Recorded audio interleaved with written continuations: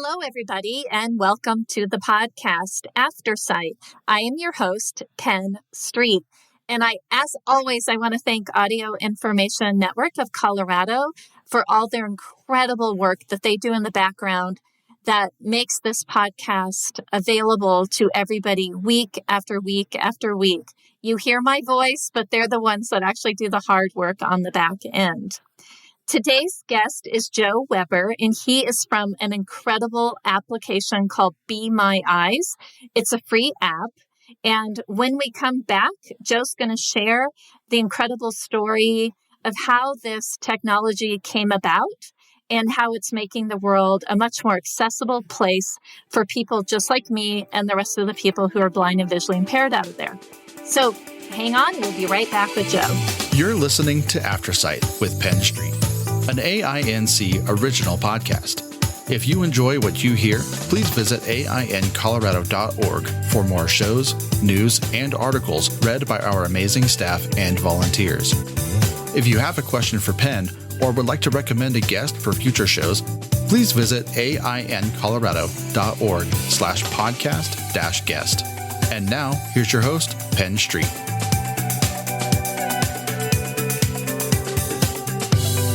Joe, welcome to the podcast. Thank you, Penn. It's great to be here.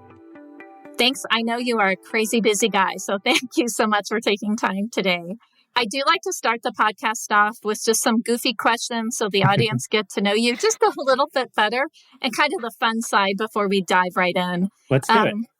All right. The first question is, if you had a theme song, what would it be? Oh my gosh. If I had a theme song, well, I've been listening to that. This is just the first thing that popped to my head. So we're going to have to go with it. Yeah. Is the 80s smash hit by The Outfield called Your Love. And I don't know, that song has really just been sticking with me lately. It's just so That's the one that's timeless, right? That's just the first thing that came to mind.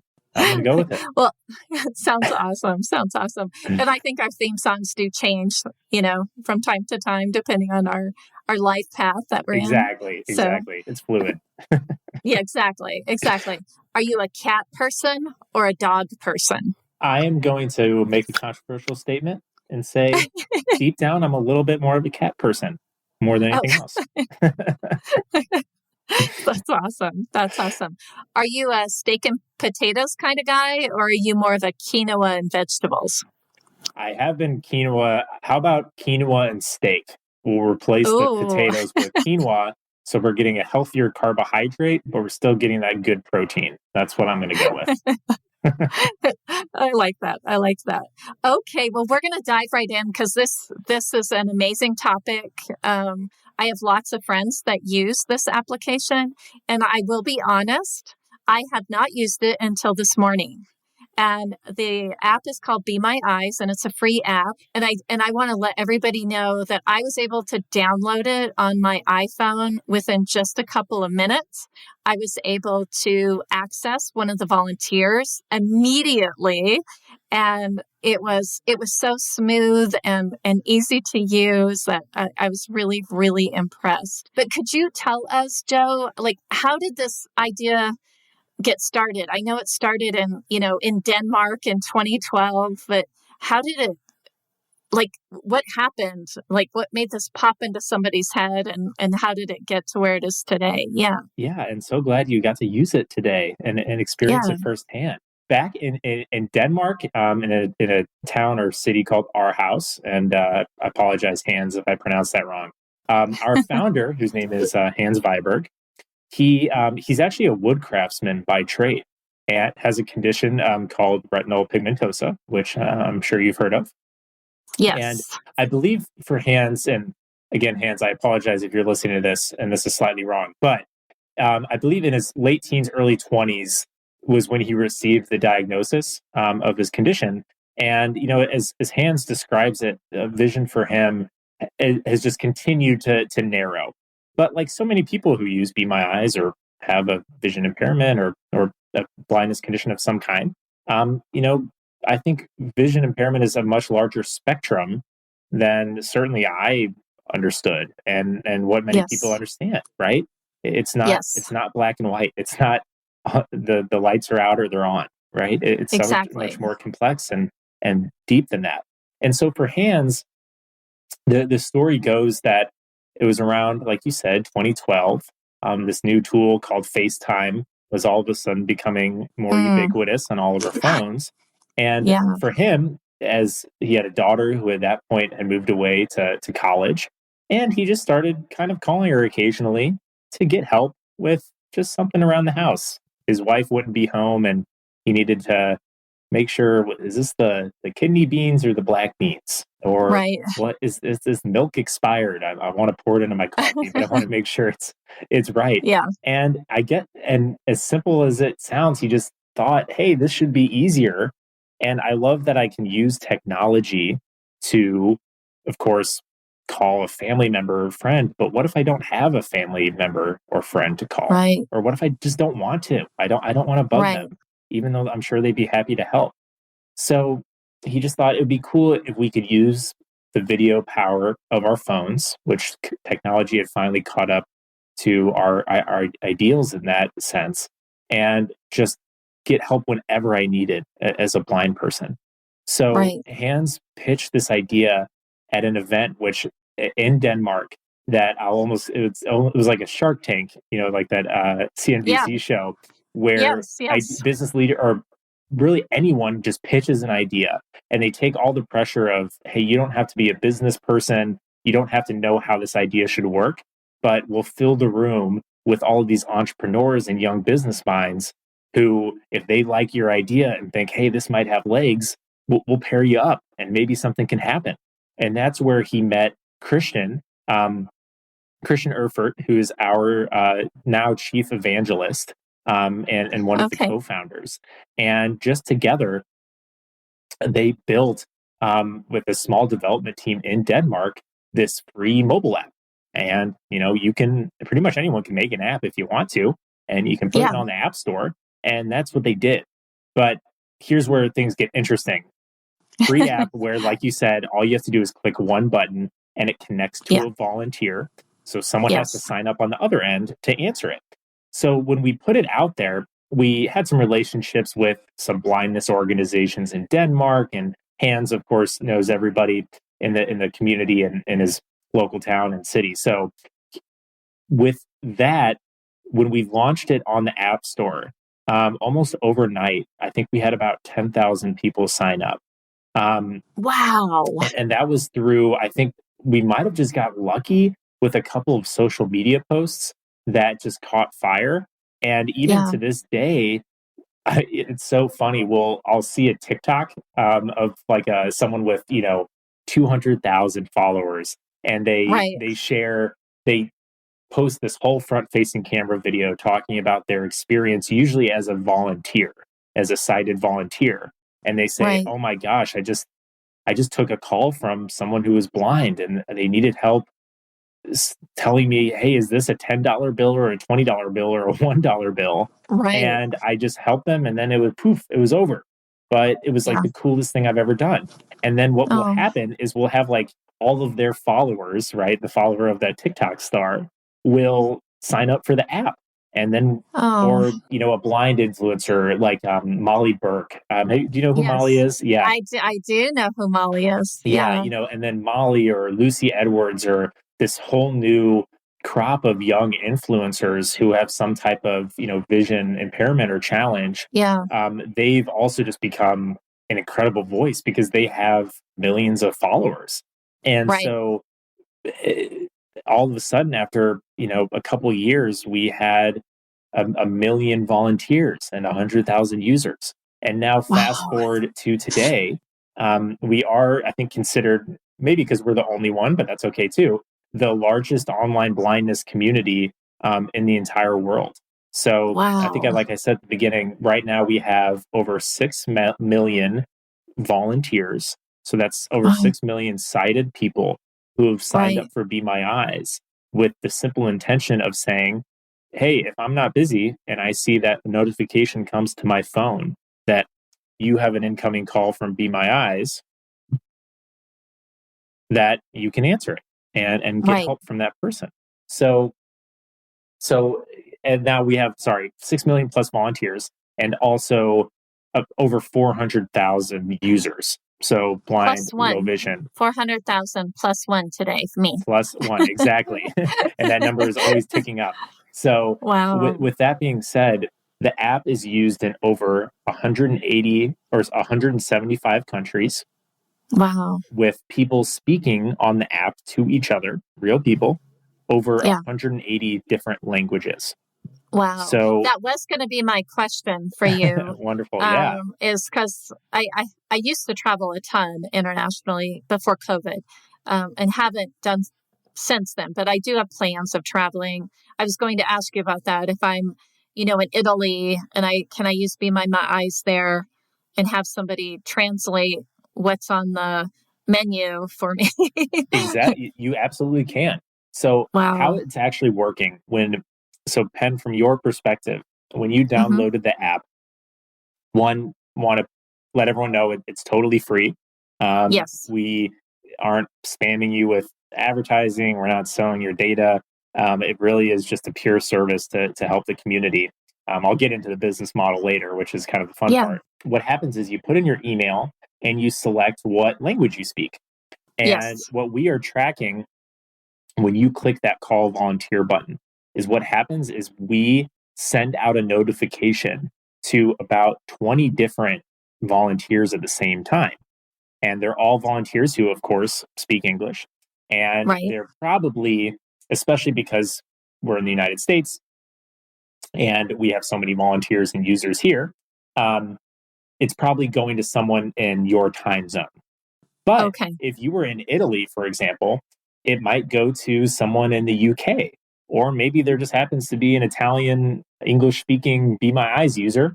And I say that because we have an Italian speaking Be My Eyes volunteer on our team. It works for us. And they might pick up the phone instead. So Okay. the beauty of it going out to 20 people, and the reason why, like you said, you received a call so quickly or it got picked up so quickly is because it becomes this race to answer your phone the fastest. So actually the biggest complaint, if I'll call it that, we get from our volunteers is people just want more calls. Wow. Because the ratio is great for our users, right? The 6 million to Yes. 400,000. But Yeah.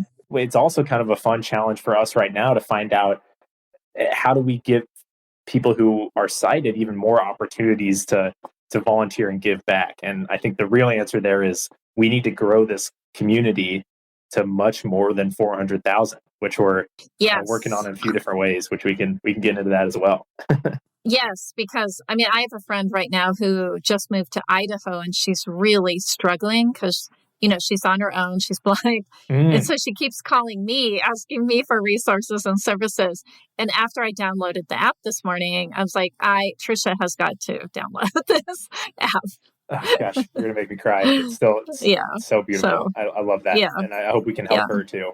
Um, Yeah. And when I called after I downloaded the app, the woman who sounded absolutely lovely, she answered on the third ring. So it happened very quickly, the connection. right, and if you're listening to this and you are or want to become a volunteer, how it works is when you sign up just like Penn does. You put in your Yeah. email, and you also select what language or languages you can speak.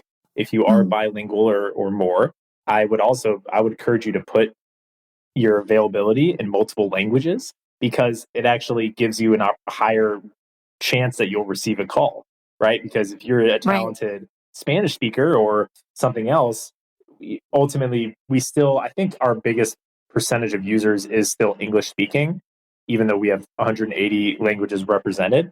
So it just basically increases your chances of maybe getting a call. But Okay. the same thing, if you see that notification come through as a volunteer on your phone that says you have an incoming Be My Eyes call, it really is a race to pick it up as quickly as you Mm, can because someone is probably going to answer it before you. Hence the yeah. three rings and you got a call. But the Yeah. good thing too about that is if you see a call is coming through and I don't know, you're in the car or you're in a meeting and can't answer it, you're not leaving that person hanging because Right. guaranteed someone else will pick up that call for you. Okay. So I have a question for you, Joe, because I've been asked this and I've had discussions about, applications, similar to this, and I've been asked, is it safe? So if I'm on this corner and I'm not totally sure I'm in a general idea of where I am, but if I get a call or, I call to be my eyes to figure out where I am, which direction I'm supposed to go, are the volunteers vetted in any way?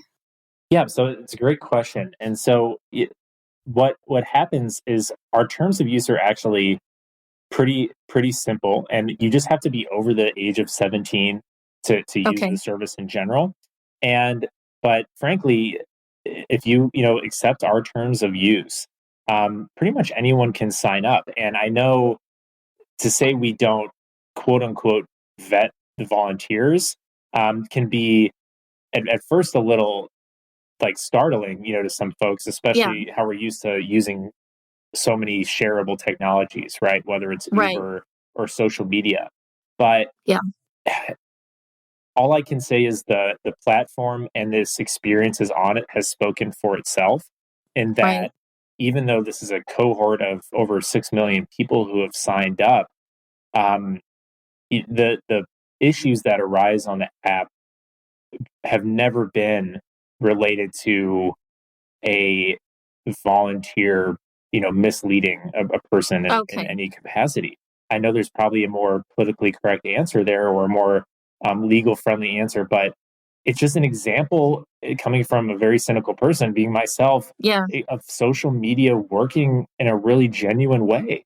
Because it's Yeah. just, it's a free service and it's just to say, do you want to provide your vision? And of course, that's limited in what you can help with, right? And our terms of Right. use kind of show what you can use the app for and what you can't. We obviously don't want you, Penn, to, show your credit card, right? Or Right. something like that. But regardless, even if something in your phone screen, which is being projected, did come into Yeah. the background, right, that you didn't necessarily want that person to see.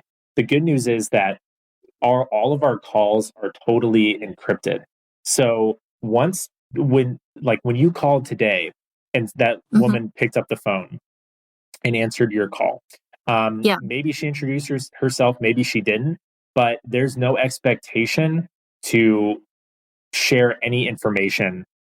And in fact, we advise against it about who you are when you're using the Be My Eyes Okay. app, right? And then once that call hangs up, you don't know who you spoke to. She didn't know who Right. she spoke to, and she has Okay. no way of like following up with you, or there's no, after the call ends, you both just get an opportunity to rate the quality of the call. And on Right. either end, that's one of our safeguards we do have, is if you thought that the volunteer was acting inappropriately or any way, or vice versa, they can Right. report that. And actually, that goes directly to Hans, who still works every Okay. day on our team. And we, as a team, just kind of, review that report. And if we do Right. find that someone violated our terms, we'll remove them from the platform. But, Yeah. Just like Uber or Lyft. exactly. It's the But, same thing. with Uber and Lyft, even, and not to throw shade at either of those companies, but the Uber driver sees your profile, right? Yeah. They have some information about you, and vice versa. And I would say this is Oh, exponentially safer. safer because, and Well, of course they can't drive you around, but right. Right. in terms of how our technology works, we just don't want this to be about anything other than providing a quick, convenient support for someone who needs it. Yeah, and because when I have been on a dark corner late at night, not knowing where I am, I do what Hans did, which is I FaceTime with somebody I know. Sure. So, which I hate doing because I'm a very independent person, but Right. I feel like it's more dangerous for me to stand there on the corner, obviously not knowing where I am or where to go, is way more dangerous than making a call to Be My Eyes, to find out the safe way I should get out of there. Joe, I did have another question for Yeah. you. And this actually came up the other day. So you're blind or vision impaired, you usually either have a cane in one hand or a guide dog handle in one hand, which only leaves you one hand. Is Be My Eyes ever going to have the option of a hands-free, like, or can, maybe the technology's already out there, I don't know, but like something like a camera, just a little camera you could attach to your glasses or a little clip on your coat or something like that. I don't know if that technology acts, but it's like, especially when you're walking, you already lose one of your hands because of the cane or the dog. Yeah, so there are a ton of really cool and innovative companies that are what I would call more in like the wearable space that are doing just that. And the one example, there's eSight, and then there's a company called Orcam that both kind of have that intention, right, of an actual kind of wearable device.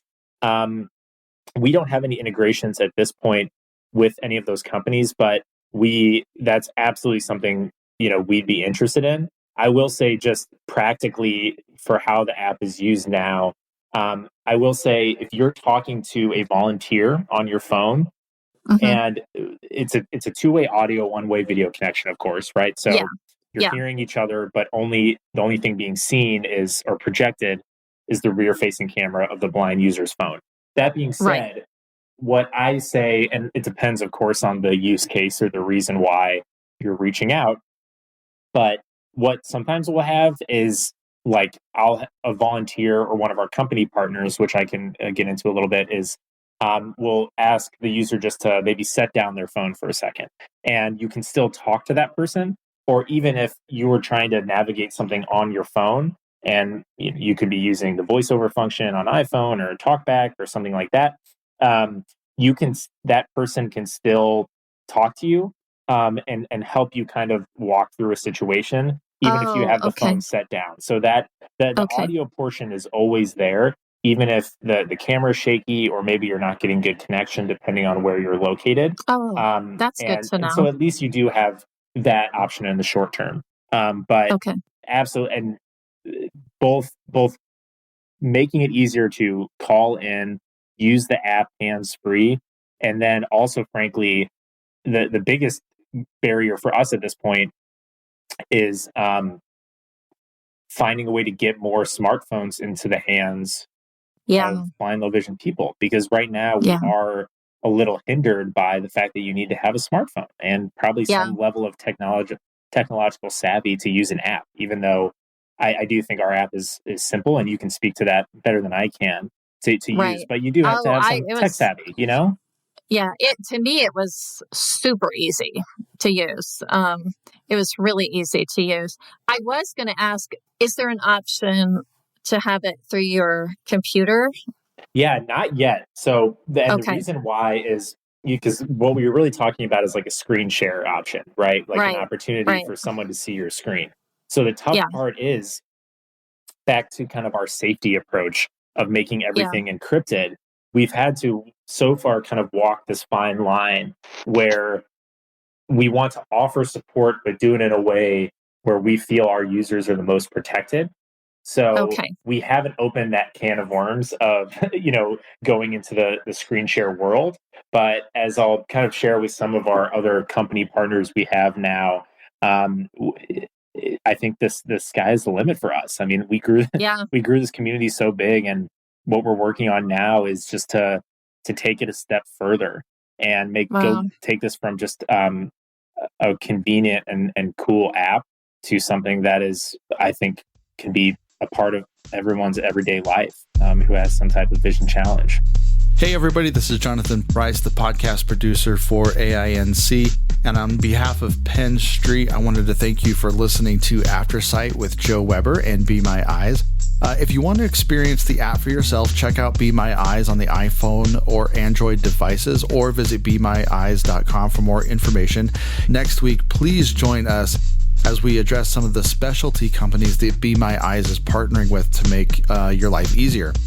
If you're coming on the No Barriers hike this weekend, we'll see you on the mountain. And please come say hello to myself, Evan, Kim, and Penn, as we'll be at the Story Booth table on Saturday from 9 a.m. to 4 p.m.